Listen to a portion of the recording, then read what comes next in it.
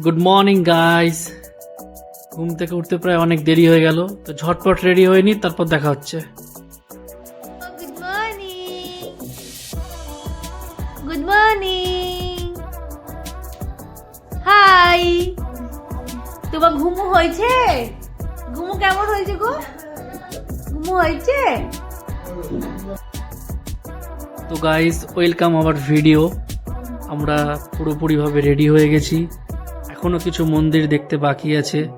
তো এখন বাজে প্রায় সকাল 9টা, আর আমরা চেক আউট করে বেরিয়ে যাবো এখান থেকে, কারণ এখানে চেক ইন টাইম হচ্ছে দুপুর 12টা অ্যান্ড চেক আউট সকাল 9টা।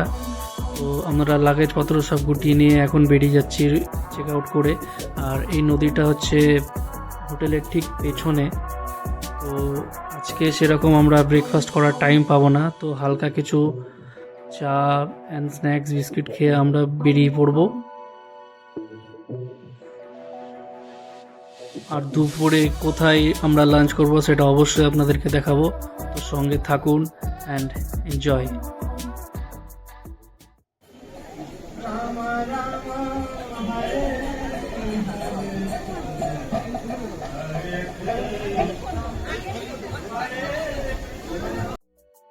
তো আমরা এখন মন্দিরে ইন করে গেছি, আর দেখতে পাচ্ছেন এটা হচ্ছে মন্দিরের ফ্রন্ট গেট।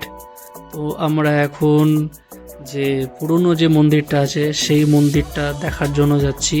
আর ভীষণ রোদ আজকে, এই গরমে রোদে অনেক লোকই প্রায় যাচ্ছে বসছে ছাওয়াতে। তো আজকের দিনটা খুব রোদ। তো হরে হরে হরে রাম হরে কৃষ্ণ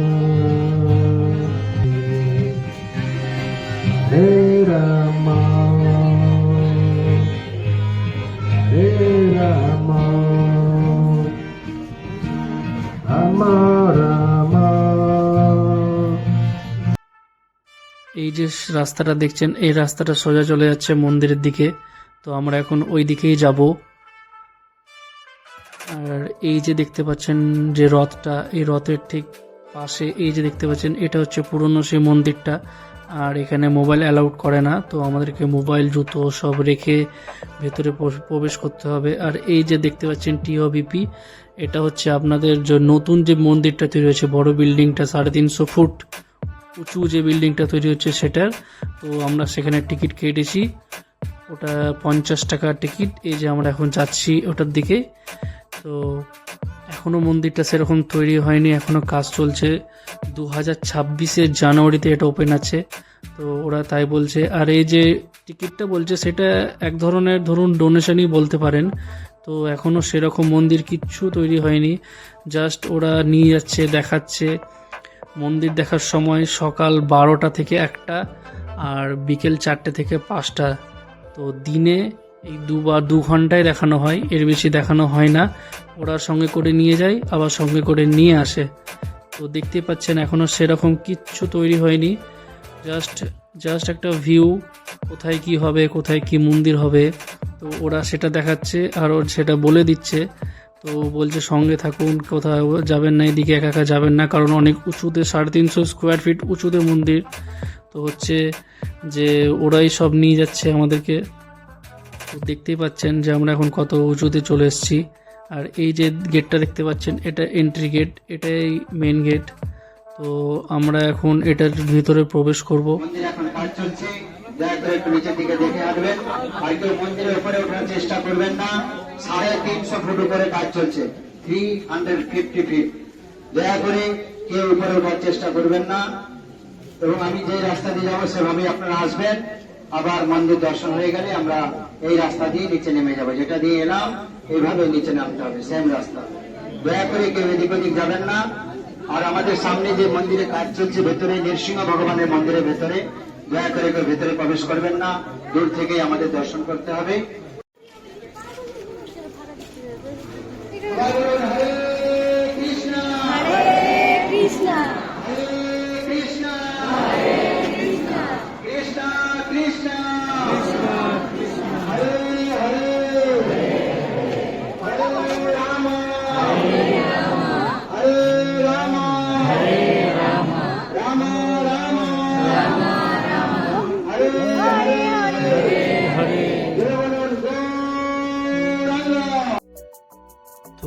এই যে সেই চূড়াটা আপনারা দেখতে পাচ্ছেন। তো ফাইনালি আমরা এই মন্দির উপরে আমরা প্রবেশ করলাম।